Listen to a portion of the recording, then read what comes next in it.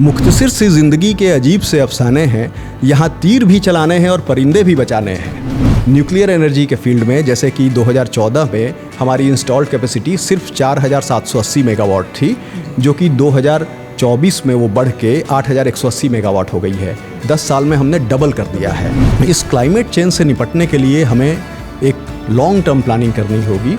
ये short term planning नहीं है। It is not a one night affair. पानी का कम से कम यूज़ हो, drip and sprinkle irrigation. Eucalyptus जो है वो वातावरण को हमारे ख़राब कर रहा है, क्योंकि यूकेलिप्टस हमारे यहाँ का नेटिव पौधा नहीं है। यूकेलिप्टस जड़ों से जाके और ज़मीन का पानी बहुत ज़बरदस्त तरीके से सोख लेता है, लेकिन हम पीपल के पौधे नहीं लगा रहे हैं आजकल।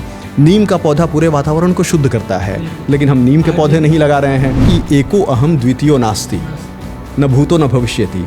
लेकिन एको अहम द्वितीय नास्ति यहाँ नहीं चलता है। यहाँ हम सबको साथ में लेके चलना पड़ेगा। वो भगवान श्री कृष्ण के लिए तो सही हो सकती है, हाँ, लेकिन इंसान के लिए, हम जैसे लेसर मॉडल्स के लिए वो सही नहीं है। हमें तो सबको एक साथ मिल के काम करना है। नमस्कार, आदाब। मैं खुर्शीद खान राजू और आप देख रहे हैं न्यूज़ टाइम नेशन। अब हमारे साथ खास शख्सियत अमिताभ रंजन जी मौजूद हैं, जो भारतीय लोक प्रशासन संस्थान में रजिस्ट्रार हैं। हम इनसे बात करेंगे कि जो मौसम बदल रहे हैं, जो क्लाइमेट में तेज़ी से बदलाव हो रहे हैं, उनको कैसे हम लोग बैलेंस कर सकते हैं, पर्यावरण को बचाने के लिए क्या प्रयास किए जा सकते हैं, और पर्यावरण से आने वाली पीढ़ियों को हम क्या संरक्षित करके दें जिससे उनको भविष्य में दिक्कतें ना हो। सर, आपका हमारे चैनल में बहुत बहुत स्वागत है। बहुत बहुत धन्यवाद न्यूज़ टाइम नेशन पे मुझे आमंत्रित करने के लिए, और आप सभी लोगों से बातचीत के लिए बहुत बहुत धन्यवाद। सर, जो आज मौसम तेज़ी से बदल रहा है, जो क्लाइमेट चेंज पूरे वर्ल्ड में हो रही, पूरे वर्ल्ड की समस्या। देखिए, अब दुबई में जैसे शहर में जहाँ कभी बारिश, वहाँ बर्फ़बारी इस बार हुई। तो ये जो वातावरण में बदलाव हो रहा है, इसको हम लोग कैसे इसको बैलेंस कर सकते हैं, संतुलित कर सकते हैं, इससे आने वाली पीढ़ियों को ये ज़्यादा दिक्कतों का सामना न करना पड़े। आपने दुबई का बहुत सटीक उदाहरण दिया है, लेकिन हमारे यहाँ भारत में भी बहुत सारी वातावरण में बदलाव के उदाहरण मिल रहे हैं। जैसे कि अभी गुलमर्ग में 22 फरवरी से खेलो इंडिया कार्यक्रम होने वाला था, जो कि बर्फ़ की कमी की वजह से पोस्टपोन करना पड़ा और वो प्रोग्राम नहीं हो पाया। उत्तराखंड में जो वाइल्ड लाइफ फायर था, जो जंगलों में आग लग गई थी, भीषण आग, वो एक बहुत बड़ा एग्जाम्पल है क्लाइमेट चेंज का, पर्यावरण चेंज का। ऐसे ही जो सुनामी आ रहे हैं, जो अभी डाना सुनामी आया था, या अफलन आया था, या जो ईस्टर्न कोस्ट पे हमारे यहाँ उड़ीसा में, बंगाल में और तमिलनाडु, पौंडीचेरी में, ये सभी एग्जाम्पल हैं वातावरण चेंज के। और ये वातावरण चेंज हमारी पूरी अर्थव्यवस्था को, हमारे ह्यूमन कैपिटल को, हमारे पूरी इकोलॉजी को और पूरी जनसंख्या को प्रभावित कर रहा है। इस क्लाइमेट चेंज से निपटने के लिए हमें एक लॉन्ग टर्म प्लानिंग करनी होगी। ये शॉर्ट टर्म प्लानिंग नहीं है। It is not a one night affair. It is a long term program. इसके लिए जैसे क्लाइमेट स्मार्ट गवर्नेंस एक कंसेप्ट है, तो क्लाइमेट स्मार्ट गवर्नेंस के तरफदारी में हमें बहुत सारी चीज़ें करनी होंगी। जैसे कि climate smart agriculture. Climate smart agriculture में हमें सस्टेनेबल एग्रीकल्चरल प्रैक्टिसेस अपनानी होगी, जिससे कि पानी का कम से कम यूज़ हो, ड्रिप एंड स्प्रिंकल इरिगेशन, या फिर उसके बाद जो आपका सॉइल कंजर्वेशन रहे, सॉइल में मॉइस्चर रिटेन रहे, रेन वाटर हार्वेस्टिंग, जो कि हमें पानी को संरक्षित करने में सहायता करे। हमें इस तरीके के प्लांटेशन भी करने होंगे जो फॉरेस्ट्री में। जैसे कि अभी बहुत ज़्यादा यूकेलिप्टस का चलन बढ़ रहा है। यूकेलिप्टस जो है वो वातावरण को हमारे ख़राब कर रहा है, क्योंकि यूकेलिप्टस हमारे यहाँ का नेटिव पौधा नहीं है। ये ऑस्ट्रेलिया का पौधा है, जो ऑस्ट्रेलिया से लाया गया था। जैसे बहुत ज़माने पहले आप लोगों ने देखा होगा कि जलकुंभी का प्रकोप हमारे यहाँ बहुत बढ़ गया था। हमारे सारे तालाब, जो वाटर बॉडीज़ हैं, जलकुंभी से बिल्कुल आच्छादित थे, भर जाते थे। और BOD बोलते हैं, बायोलॉजिकल ऑक्सीजन डिमांड, इतनी ज़्यादा बढ़ गई थी कि वो बायोडाइवर्सिटी जो वाटर बॉडीज़ के अंदर है, मछलियाँ मर रही थीं, सारी प्रॉब्लम्स हो गई थी, क्योंकि वो जलकुंभी अंग्रेज़ों द्वारा लाया गया था। वो हमारे यहाँ का नेटिव पौधा नहीं था। किसी भी वातावरण में कोई नेटिव होता है तो उसका प्रीडेटर होता है, जो कि उसको ख़त्म करता है, तो वातावरण का बैलेंस बना रहता है। लेकिन जलकुंभी का कोई प्रीडेटर नहीं था, कोई उसका भक्षक नहीं था, तो इसलिए जलकुंभी इस तरीके से पनपी और पूरा हमारे वाटर बॉडीज़ को चोक कर दिया था उसने। इसी तरीके से यूकेलिप्टस कर रहा है। यूकेलिप्टस जो है जगह जगह लगाया जा रहा है, इसलिए कि वो 2-3 सालों में बड़ा हो जाता है, पौधा बन जाता है। और जो कागज़ की फैक्ट्रियाँ हैं उसमें डिमांड है, उसकी वजह से फैक्ट्रीज प्रमोट कर रही हैं इसको। लेकिन यूकेलिप्टस जड़ों से जाके और ज़मीन का पानी बहुत ज़बरदस्त तरीके से सोख लेता है। तो जहाँ भी यूकेलिप्टस लगाया जा रहा है वहाँ वाटर की कमी हो जा रही है। दलदल जैसे क्षेत्र हैं, बहुत जगह जहाँ पे मॉइस्चर सॉइल में है, वहाँ के लिए तो यूकेलिप्टस ठीक है। लेकिन हमारे यहाँ जो ड्राई एरियाज़ हैं, जहाँ पानी की कमी है, वहाँ भी यूकेलिप्टस लगाए जा रहे हैं। जंगल के जंगल यूकेलिप्टस के भरे हुए हैं, इसलिए कि बहुत तेज़ी से वो पौधा बढ़ जाता है, 2-3 सालों में ही पेड़ बन जाता है और कागज़ की फैक्ट्रियों में, पेपर फैक्ट्रीज़ में उसका यूज़ होता है। तो ये सारी चीज़ें हैं। तो क्लाइमेट स्मार्ट एग्रीकल्चर, हमें सस्टेनेबल एग्रीकल्चर और हमें जो इस तरीके से प्लांटेशन है, तो हमें अपने जो पुराने हमारे जो पौधे हैं, जैसे पीपल हुआ, नीम हुआ। पीपल का पौधा फेमस है सबसे ज़्यादा ऑक्सीजन देने के लिए, लेकिन हम पीपल के पौधे नहीं लगा रहे हैं आजकल। नीम का पौधा पूरे वातावरण को शुद्ध करता है, लेकिन हम नीम के पौधे नहीं लगा रहे हैं, बरगद के पौधे नहीं लगा रहे हैं और उसकी जगह यूकेलिप्टस के पौधे लगा रहे हैं। तो ये सारी चीज़ें जो हैं, अब यूकेलिप्टस का मान लीजिए कि ऑक्सीजन क्या देता है, या सोलर एनर्जी को जो लेता है, या गर्मी को कैसे कम किया जाता है, पेड़ों की छाया से। जो पत्ते होते हैं, यूकेलिप्टस में पत्ता ही नहीं होता, यूकेलिप्टस तो तना है। तो आप कंपेयर कर लीजिए कि पीपल का पेड़ है या यूकेलिप्टस का पेड़ है, तो ज़्यादा हमें वातावरण को सहारा कौन देगा? पीपल का पौधा देगा, यूकेलिप्टस का दे ही नहीं सकता है। तो इन सब चीज़ों को, प्रैक्टिसेस को हमें चेंज करना पड़ेगा। इसके अलावा जैसे कि ग्रीन हाउस गैसेज एमिशन, अब ग्रीन हाउस गैस एमिशन में भारत जो है 3रे नंबर पे है, चाइना और यूएसए के बाद से। और हमारा जो ग्रीन हाउस गैस एमिशन में परसेंटेज जो है 7.8% है, जो बहुत ज़्यादा है। कार्बन डाइऑक्साइड आता है उसमें, मीथेन आता है। तो इसमें हमें कार्बन कंटेंट को कम करना होगा, हमें रिन्यूएबल एनर्जी की तरफ जाना होगा। और रिन्यूएबल एनर्जी जैसे कोल बेस्ड है, कोल है, पेट्रोलियम है, उनका यूज़ है हमारे यहाँ। कोल पे अभी भी हमारी इकनॉमी 60% से ज़्यादा डिपेंडेंट है, तो हम एकाएक तो ख़त्म नहीं कर सकते, लेकिन हमें धीरे धीरे नेचुरल एनर्जी की तरफ बढ़ना पड़ेगा, चेंज करना पड़ेगा ग्रेजुअली। हम एक ही दिन में पूरी अर्थव्यवस्था को चौपट नहीं कर सकते, क्योंकि हमें अपने इकोनॉमिक डेवलपमेंट को भी देखना है और हमें देखना है कि हमारा वातावरण भी सहारा रहे। इस पर एक बहुत बड़ा शेर है, बहुत अच्छा, मैं आपके साथ पेश करना चाहूँगा कि मुख्तसर सी ज़िंदगी के अजीब से अफसाने हैं, मुख्तसर सी ज़िंदगी के अजीब से अफसाने हैं, यहाँ तीर भी चलाने हैं और परिंदे भी बचाने हैं। तो हमें तीर भी चलाना है, मतलब हमें अपने एनवायरनमेंट को बचाना भी है और हमें इकोनॉमिक डेवलपमेंट को भी बचाना है अपनी। तो इसलिए हमें दोनों का, जो हमारा थर्मल पावर है और प्लस नेचुरल पावर है, ग्रीन एनर्जी है, दोनों को कम्बिनेशन बना के चलना होगा। और हमारा भारत जो है इस मामले में बहुत लकी है, क्योंकि ये सोलर पावर यहाँ पे बहुत अवेलेबल है भारत में। हमारे यहाँ सूर्य बहुत देर तक चमकता है, हम ट्रॉपिकल कंट्री हैं, तो सनलाइट हमारे यहाँ बहुत है। तो सोलर एनर्जी में डेवलपमेंट भी हो रहा है, लेकिन उसमें बॉटल नेक्स हैं अभी। बॉटल नेक्स कहने का मतलब ये है कि जैसे सोलर एनर्जी का परसेंटेज, तो इंस्टॉल्ड कैपेसिटी हमारे यहाँ 20% के आसपास हो गई है, लेकिन सोलर एनर्जी का जनरेशन जो है 7% ही है। तो इसलिए उसका, क्योंकि उसमें ये डिपेंड करता है मौसम पे, कभी क्लाउडी वेदर हो जाता है, कभी बारिश होने लगती है, तो ये इंटरमिटेंट है। लेकिन फिर भी इंस्टॉल्ड कैपेसिटी हमारी सोलर एनर्जी की आज की डेट में 102.33 गीगावाट हो गई है, जो कि बहुत अच्छी है। दूसरा, विंड एनर्जी।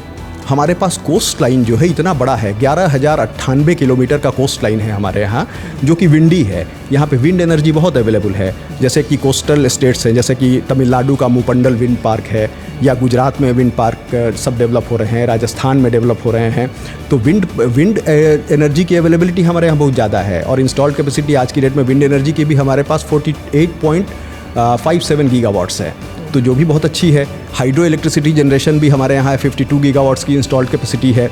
तो ये सारी चीज़ें हैं जिन्हें हमें डेवलप करना है, जिनके लिए हमें प्रयास करने हैं, नई टेक्नोलॉजी लानी है, जिससे कि सोलर पावर को हमें स्टोरेज कर सकें, बैटरी स्टोरेज कर सकें, एनर्जी स्टोर कर सकें, विंड पावर को स्टोर कर सकें।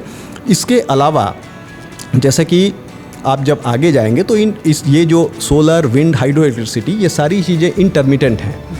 तो उसको अगर हमें प्लग करना है, इस लूप होल को, तो हमें एक और एनर्जी की तरफ जाना होगा, जिसमें भारत जो है साइलेंट रिवोल्यूशन कर रहा है। वो एनर्जी है न्यूक्लियर एनर्जी।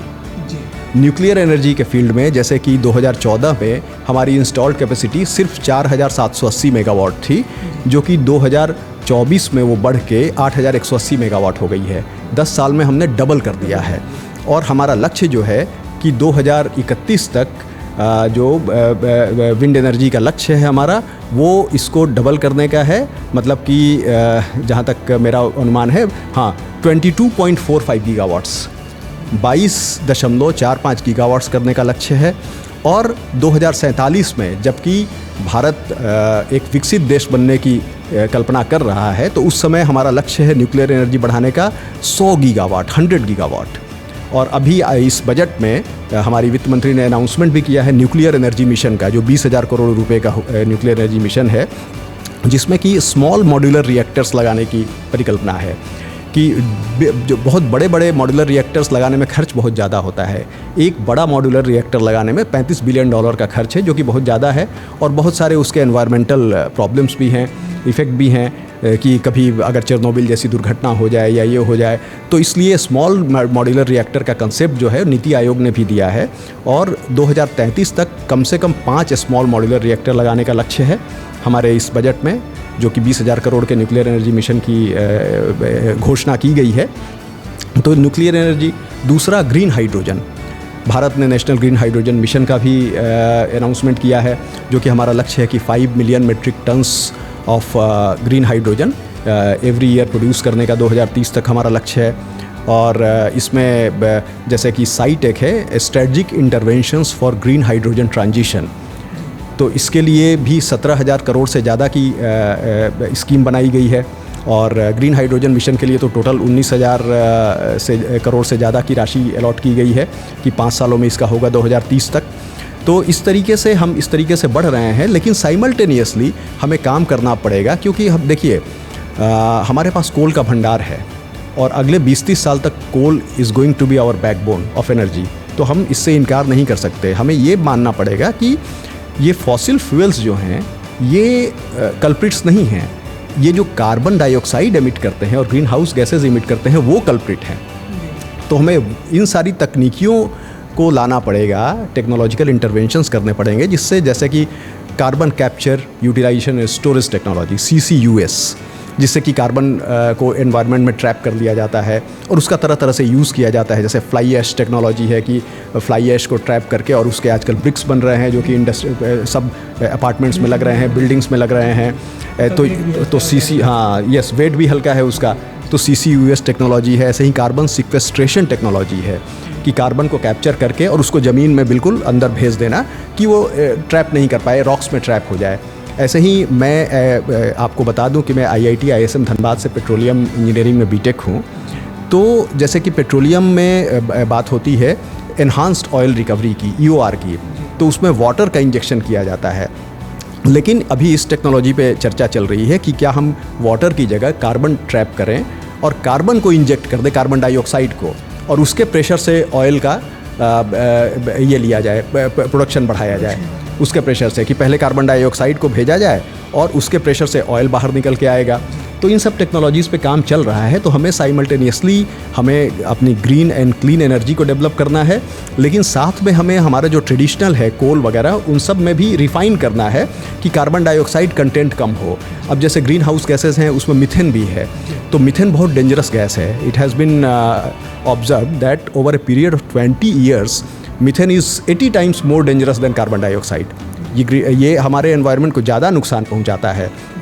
और हमारी जो एग्रीकल्चरल टेक्निक्स हैं, जैसे कि पैडी फील्ड्स को फ्लड करना, धान के खेतों को हम पूरा फ्लड कर देते हैं, और वो धान के खेतों के लिए सहायक नहीं है, वो सिर्फ सहायक है डीवीडिंग के लिए, मतलब कि उसमें घास पात ना उगे, वो ना उगे, इसके लिए उतना पानी हम डालते हैं धान के पौधों में। और उसका सबसे बड़ा साइड इफ़ेक्ट क्या है कि ये मिथेन जनरेट करता है, जो कि बहुत डेंजरस है। तो क्या हम ऐसी टेक्निक्स ढूंढ सकते हैं कि जिससे कि फ्लडिंग नहीं हम करें, और सीवीड्स वगैरह, जो वीड्स वगैरह हैं, ग्रास वीड्स हैं, ये जो धान के पौधों को नुकसान पहुंचाते हैं, हम किसी दूसरे टेक्नोलॉजी से हटा सकें विदाउट फ्लडिंग। तो ये हमें किसानों को समझाना पड़ेगा, ये करना पड़ेगा कि भाई इतनी ज़्यादा जो, एक तो पानी का नुकसान होता है उससे, दूसरा वो मिथेन को प्रोडक्शन करता है, तो दोनों तरीके से वो डेंजरस है। तो ये सारे तरीके हैं क्लाइमेट स्मार्ट गवर्नेंस में। आपका जो ये कंसेप्ट है कि shifting towards renewable energy, finding techniques to remove carbon from the environment, climate smart agriculture, climate smart plantation.